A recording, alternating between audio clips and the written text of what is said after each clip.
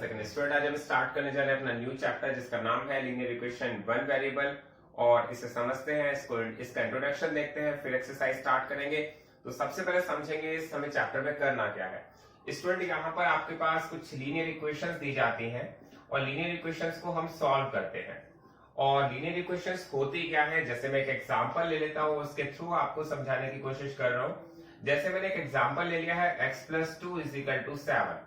तो स्टूडेंट, यहाँ पर हमारे पास जो लीनियर इक्वेशंस होती हैं वो वेरिएबल्स और कांस्टेंट से मिलकर बनती हैं।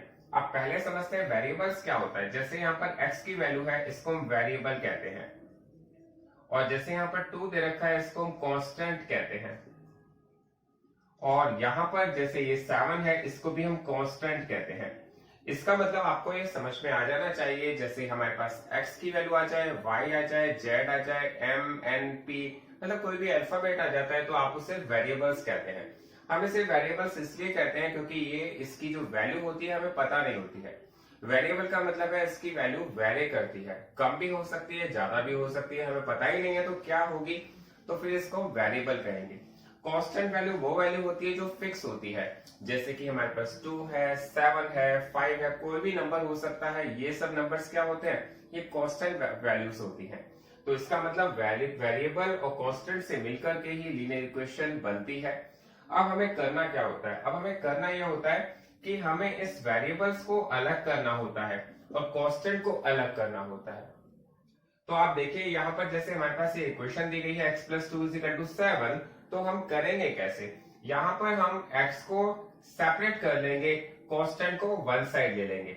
ये जो साइड होती है इसको हम कहते हैं लेफ्ट हैंड साइड, और ये जो साइड होती है ये होती है राइट हैंड साइड। हम वैल्यू जब लेफ्ट हैंड साइड से राइट हैंड साइड की तरफ ले जाते हैं तो वैल्यू जो प्लस की होती है वो माइनस की हो जाती है। तो आप इसे बहुत ध्यान से देखिए, जैसे मैं 2 को जब लेफ्ट हैंड साइड से राइट हैंड साइड की तरफ लेके गया हूं तो ये वैल्यू यहाँ प्लस की थी, साइड चेंज करने पर माइनस की हो गई, तो x की वैल्यू आ गई हमारे पास 5। एक और एग्जांपल देखते हैं और उस एग्जांपल से समझते हैं कि यहाँ पर मैंने एक एग्जांपल ले लिया है x - 5 = 7, और जब मैं इसे सॉल्व कर रहा हूँ, x की वैल्यू फाइंड करने की कोशिश कर रहा हूँ, तो क्या हो रहा है, यहाँ पर 5 जो लेफ्ट हैंड साइड पर है उसको मैं राइट हैंड साइड पर ले जा रहा हूँ। तो आप देखेंगे यहाँ पर माइनस का 5 प्लस के 5 में चेंज हो जाता है, तो x की वैल्यू आ जाती है 12। तो इसका मतलब हमारे पास ये वैल्यू 12 आ जाती है। तो हमारे पास ये बात क्लियर हो गई है कि प्लस की वैल्यू माइनस में और माइनस की वैल्यू प्लस में चेंज होती है। कुछ और एग्जांपल समझते हैं। हमारे पास अगर कोई नंबर है, जैसे यहाँ पर दिया हुआ है 6x = 8। आपको ये समझना है, ये जो 6 है x के साथ मल्टीप्लाई में रखा हुआ है, तो जब कोई वैल्यू मल्टीप्लाई में होती है तो उसके बीच में कोई साइन नहीं होता है। इसका मतलब यहाँ पर ये वैल्यू मल्टीप्लाई में है, तो हमें यहाँ पर जब इसे राइट हैंड साइड में ले जाना होगा तो ये वैल्यू कहाँ जाएगी, डिवाइड में जाएगी। तो हम इसे कट कर सकते हैं, 6 × 1 = 6, 6 × 3 = 18। कई बच्चे गलती कर जाते हैं जिसको बहुत ध्यान से समझना है। जैसे 6x = 18 कोई क्वेश्चन आता है तो स्टूडेंट जनरली करते क्या है, वो करते ये है कि x = 18 - 6। ये रॉन्ग मेथड है। आपको ये पता चल जाना चाहिए कि प्लस की वैल्यू माइनस में चेंज हो जाती है, माइनस की वैल्यू प्लस में चेंज हो जाती है, जो मल्टीप्लाई की वैल्यू होती है वो डिवाइड में चली जाती है, और जो डिवाइड की वैल्यू होती है, जैसे हमारे पास एक और एग्जांपल दे दिया, मैंने एक एग्जांपल दे दिया x/3 = 5, और आपको x की वैल्यू फाइंड करनी है, तो आपको क्या करना पड़ेगा, इस 3 को जो डिवाइड में है साइड चेंज करके लाएंगे तो वो मल्टीप्लाई में चली जाएगी। तो इसका मतलब हो जाएगा x की वैल्यू हो जाएगी 15। तो हमारे पास ये अब बहुत ही सिंपल मेथड आ चुका है, और इसी को फॉलो करते हुए मैं आज की एक्सरसाइज को कंप्लीट करेंगे, जिसमें मैंने आपको बता दिया है अगर कोई वैल्यू हम साइड चेंज करके ले जाते हैं तो प्लस की वैल्यू माइनस में चेंज हो जाती है, माइनस की वैल्यू प्लस में चेंज हो जाती है, मल्टीप्लाई डिवाइड में हो जाता है, और डिवाइड मल्टीप्लाई में हो जाता है। चलिए स्टार्ट करते हैं एक्सरसाइज 2.1, और इस एक्सरसाइज में देखते हैं हमें क्या दिया हुआ है। चलिए स्टूडेंट, अभी स्टार्ट करते हैं अपना new chapter linear equation one variables, chapter 2, और इसकी सबसे पहले एक्सरसाइज स्टार्ट करते हैं 2.1। तो स्टूडेंट, हमारे पास जो एक्सरसाइज 2.1 है वहां पर जो क्वेश्चंस दिए गए हैं, आपसे कहा गया है सॉल्व द फॉलोइंग इक्वेशंस। आपके पास कुछ इक्वेशंस गिवन है और हमें उनको सॉल्व करना है। तो मैंने जैसे पहले ही बताया कि जब आपके पास कोई इक्वेशन दी जाती है तो जो x या y की जो वैल्यूज होती हैं, x, y, t, a, b, ये सब जो वैल्यूज होती हैं, ये सभी वैल्यूज वेरिएबल्स होती हैं। और जो ये वैल्यूज जो होती हैं जिनके साथ ना x होता है ना y होता है, इनको हम कांस्टेंट वैल्यूज कहते हैं। तो हम करते क्या है इस इक्वेशन को सॉल्व करने के लिए, हमें बहुत सिंपल सा फॉर्मूला यूज करना है। हम क्या करते हैं, वेरिएबल्स को सेपरेट कर लेते हैं और कांस्टेंट को सेपरेट कर लेते हैं।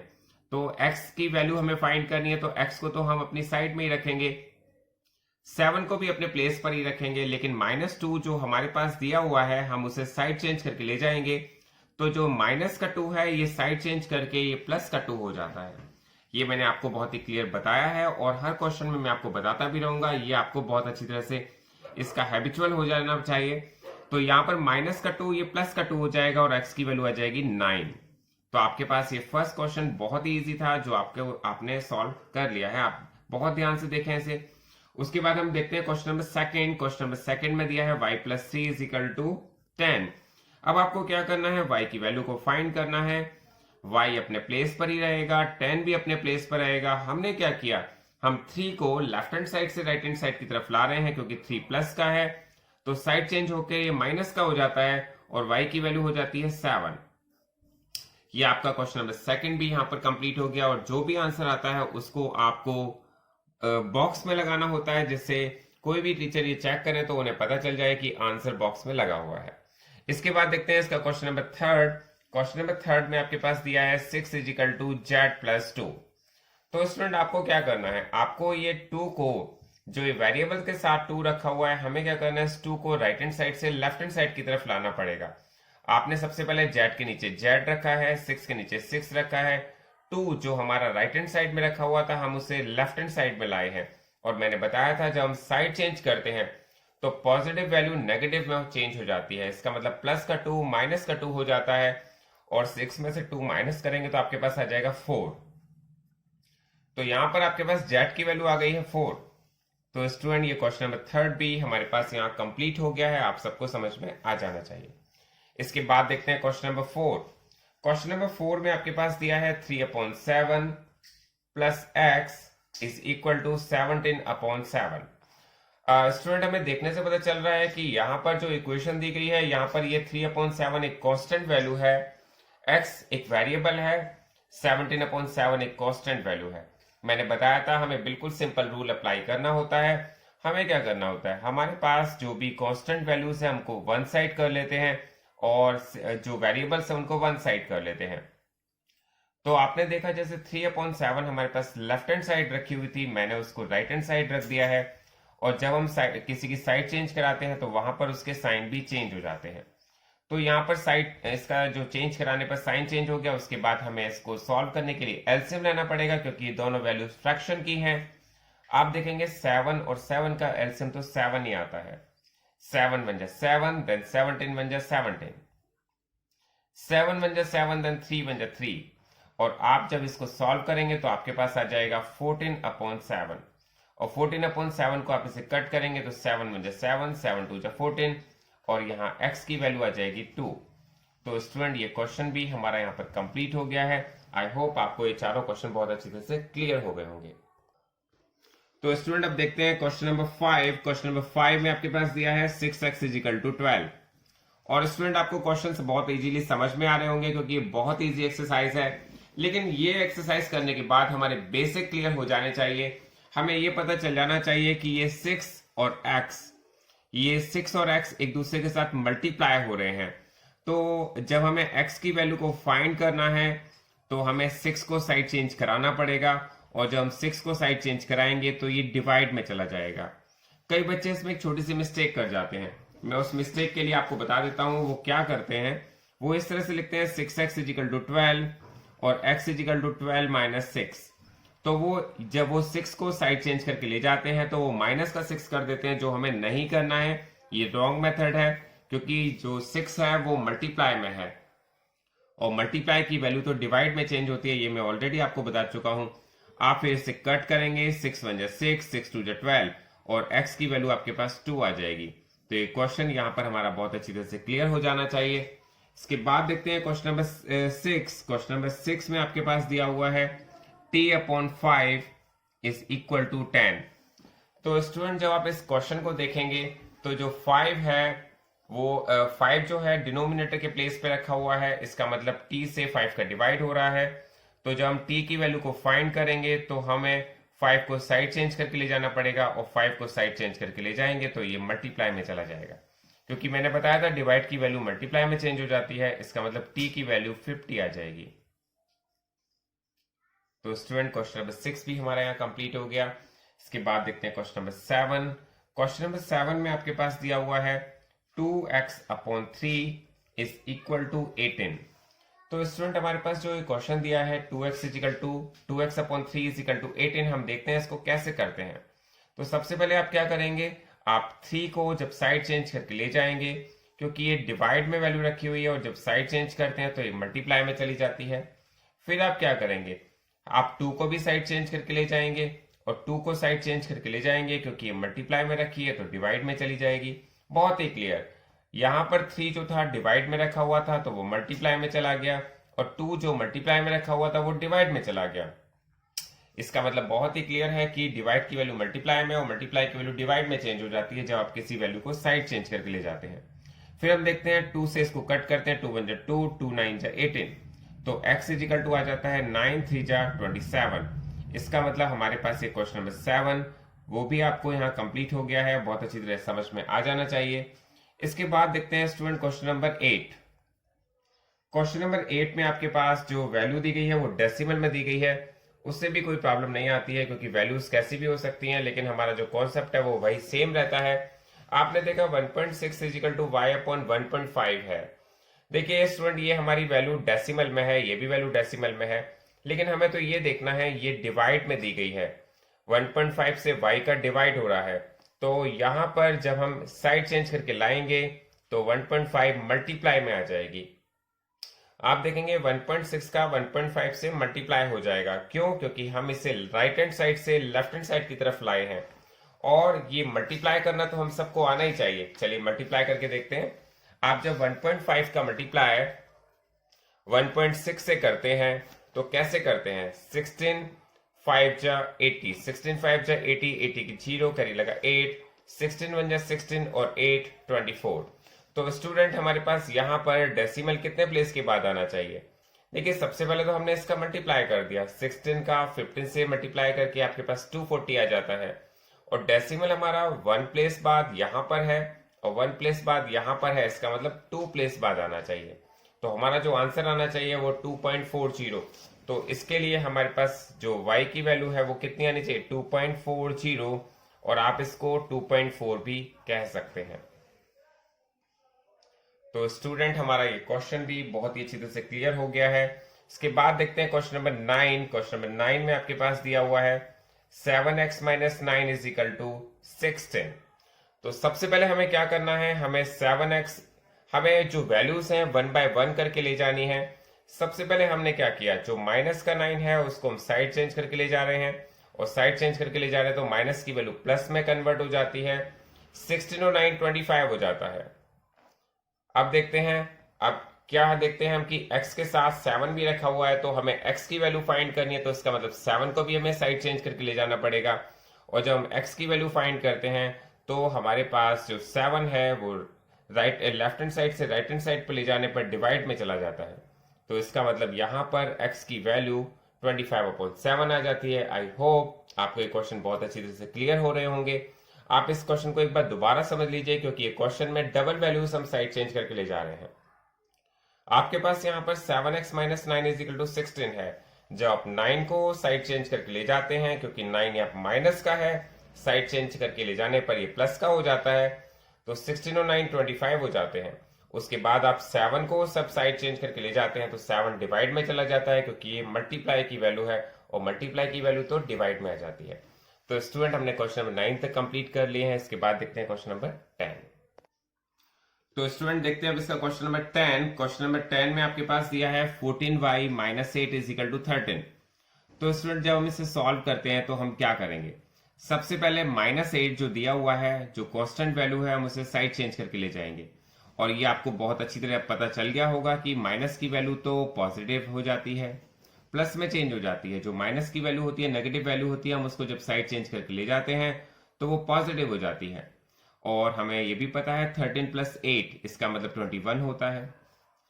14y is equal to 21। तो हम y की वैल्यू हमें फाइंड करनी है, क्योंकि यहाँ पर हमें इक्वेशन को सॉल्व करना है, तो जो भी वेरिएबल दिया गया उसको हमें फाइंड करना है। तो यहाँ पर देखेंगे 21 अपॉन 14, क्योंकि 14 जो है मल्टीप्लाई की वैल्यू है, तो साइड चेंज करके ले जाएंगे तो डिवाइड में चली जाएगी। उसके बाद हम इसे कट करते हैं। आपको पता होना चाहिए 21 और 14 किसी एक टेबल से कट सकता है। वो कौन सी टेबल है? 7 की। तो 7 से हम इसे कट कर देते हैं। 7 3 जा 21 एंड 7 2 जा 14। तो हमारे पास यहाँ पर y की जो वैल्यू है वो आ जाती है 3/2। तो स्टूडेंट ये क्वेश्चन नंबर 10 भी आपको बहुत अच्छी तरह से क्लियर हो जाना चाहिए। ये मैं समझता हूँ कि बहुत अच्छी तरह से क्लियर हो गया होगा। इसके बाद देखते हैं क्वेश्चन नंबर 11। क्वेश्चन नंबर 11 में आपके पास दिया है 17 plus 6p is equal to 9। तो स्टूडेंट हमें जब इसे सॉल्व करते हैं तो फिर वही बात, वही सेम चीज हम इसे फॉलो करते हैं। और जो हमारा कॉन्सेप्ट है उसको हम बहुत क्लियर कर चुके हैं कि यहाँ पर जो वेरिएबल है p, हम उसको फाइंड करने जा रहे हैं। इसका मतलब हम 17 जो कांस्टेंट वैल्यू है हम उसे राइट हैंड साइड लेके जाएंगे। तो लेफ्ट हैंड साइड से जब राइट हैंड साइड में वैल्यू जाती है तो वो उसके साइन चेंज हो जाते हैं। तो इसका मतलब ये पॉजिटिव वैल्यू थी, यहां जाकर के नेगेटिव हो जाती है। स्टूडेंट आप सबको ये बात क्लियर होनी चाहिए। अगर हम 9 में से 17 माइनस करते हैं तो हमारे पास कितना आता है? और ये तो आप सबको पता होना चाहिए, -8 आता है। और अगर आपको कहीं कंफ्यूजन है, कहीं प्रॉब्लम है माइनस प्लस करने में, तो एक बार मैं एक एग्जाम्पल के थ्रू आपको बता भी दूंगा, जिससे आपकी माइनस प्लस की प्रॉब्लम कभी नहीं होगी। तो इसके बाद में इसके बारे में भी इस क्वेश्चन के बाद डिस्कस करता हूं मैं आपसे। जब आप 17 में से 9 माइनस करते हैं तो माइनस का 8 आता है। और जब आप इसको डिवाइड, क्योंकि 6 को भी हमें साइड चेंज करके ले जाना होगा, तो 6 अगर साइड चेंज करके ले जाते हैं तो वो डिवाइड में आ जाता है। और फिर हम जब इसे कट करते हैं तो आप इसे 2 की टेबल से कट कर सकते हैं। 2 3 जा 6 एंड 2 4 जा 8। तो हमारे पास जो p की वैल्यू आती है वो आती है -4/3। तो स्टूडेंट ये क्वेश्चन नंबर 11 भी हमारा यहाँ पर कंप्लीट हो गया है। तो स्टूडेंट अब समझते हैं प्लस माइनस की जो प्रॉब्लम है वो हमारी सब क्लियर हो जानी चाहिए। अगर किसी स्टूडेंट की है तो वो इसे क्लियर करें। देखिए स्टूडेंट, क्योंकि यहाँ पर हमें प्लस माइनस बहुत अच्छी तरह से क्लियर होने चाहिए, इसका मतलब इंटीजर्स बहुत अच्छी तरह से क्लियर कैसे करते हैं उसको देखते हैं। एक एग्जाम्पल ले लेते हैं। मैंने लिया है 10 + 5। आप सबको पता है 10 में 5 ऐड करते हैं तो 15 आता है। स्टूडेंट अगर मैं इसकी जगह -10 और -5 ले लेता हूं तो कितना आना चाहिए? तो भी माइनस का 15 आना चाहिए। इसका मतलब जब हमारे साइन सेम होते हैं, चाहे वो प्लस के हों या माइनस के हों, वो दोनों ही ऐड हो जाते हैं। आपको बहुत अच्छी तरह से क्लियर हो जाना चाहिए। अगर हम 10 + 5 करते हैं तो 15 होता है, लेकिन अगर -10 -5 किया है, दोनों के साइन सेम है, तो वो भी वैल्यू ऐड हो जाती है। इसका मतलब -10 - 5 इज इक्वल टू -15। लेकिन स्टूडेंट जब हम इनके साइन चेंज कर देते हैं, जैसे 10 - 5, या हम इस तरह से भी लिख सकते हैं -10 + 5, तो क्या करते हैं, जब हम किसी के साइन चेंज कर देते हैं तो वो वैल्यू सब्ट्रैक्ट हो जाती है। इसका मतलब 10 में से 5 माइनस करेंगे तो 5 आएगा, और -10 में 5 ऐड करेंगे तो भी 5 आएगा, क्योंकि यहां पर इनके साइन डिफरेंट है। लेकिन एक चीज हमें बहुत अच्छी तरह से याद रखनी चाहिए, साइन किसका यूज होगा? यहां पर माइनस की वैल्यू ग्रेटर है तो माइनस का साइन आएगा, और यहाँ प्लस की वैल्यू ग्रेटर है तो प्लस का साइन आएगा। तो स्टूडेंट ये मैंने आपको समझाने की कोशिश की है और आपको ये बहुत अच्छे से क्लियर हो गया होगा। लेकिन एक छोटी सी बात हम हमेशा याद रखेंगे, सेम साइन अगर होंगे तो आप उसे ऐड कर देंगे, डिफरेंट साइन होंगे तो आप उसे सब्ट्रैक्ट कर देंगे। तो स्टूडेंट हमारा ये मैटर बहुत अच्छी तरह से क्लियर हो जाना चाहिए, और आई होप आपके कभी भी नेक्स्ट किसी क्वेश्चन में माइनस प्लस की मिस्टेक नहीं आएगी। तो स्टूडेंट अब हम देखते हैं अपना लास्ट क्वेश्चन, जिसके बाद हमारी ये पूरी एक्सरसाइज कंप्लीट हो जाएगी। Question number 12। क्वेश्चन नंबर 12 में आपके पास दिया है x/3 + 1 इज इक्वल टू 7/15। तो स्टूडेंट जब हम इस क्वेश्चन को सॉल्व कर रहे हैं तो आपको अब समझ में आ ही गया होगा हमें करना क्या है। हमें सबसे पहले कांस्टेंट वैल्यूज को अलग करना है और वेरिएबल्स को अलग करना है। इसका मतलब जो ये वैल्यू है 1, उसको हमें साइड चेंज करके लाना होगा। मैंने आपको स्टूडेंट बताया भी था कि आप जब वैल्यूज को साइड चेंज करके लाते हैं तो उसे 1 बाय 1 लाते हैं, एक साथ नहीं लाते। तो यहां पर जो प्लस का 1 रखा हुआ है, जब साइड चेंज करेंगे तो माइनस का 1 हो जाएगा। और आप 1 को 1/1 तो लिख ही सकते हैं। आप देखेंगे जब आप इनको सब्ट्रैक्ट करेंगे तो यहाँ पर आपको सबसे पहले इनका एलसीएम लेना पड़ता है। 15 और 1 का एलसीएम 15 आता है। आप देखेंगे 15 1 जा 15, 15 1 जा 15, देन 7 1 जा 7 और 1 15 जा 15, देन 1 का आपको 15 से मल्टीप्लाई करना पड़ेगा।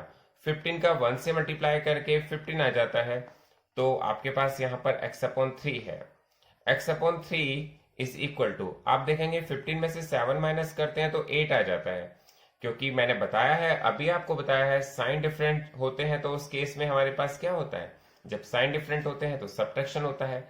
लेकिन यहाँ पर सब्ट्रैक्शन तो होगा, ये तो डाउट नहीं होना चाहिए, लेकिन यहाँ पर जो साइन का यूज होगा वो माइनस का होगा, क्योंकि माइनस की वैल्यू ग्रेटर है।